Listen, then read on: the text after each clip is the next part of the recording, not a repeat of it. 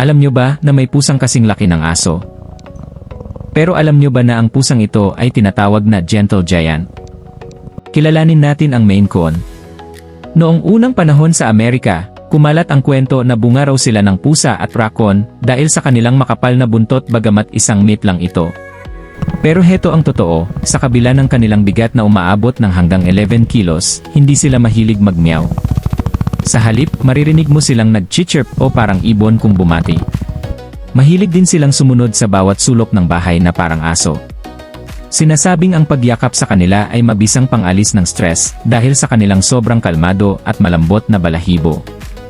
Kung bibigyan ka ng pagkakataon, kakayanin mo bang mag-alaga ng pusang kasing laki ng isang sanggol? Alam mo ba na ang unang Best Cat Award sa kauna-unahang North American Cat Show noong 1895 ay napanalunan ng isang Maine Coon na ang pangalan ay Kosei?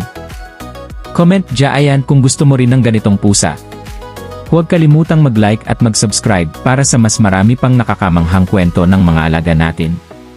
Kita-kits sa susunod na video. Maraming salamat sa panonood.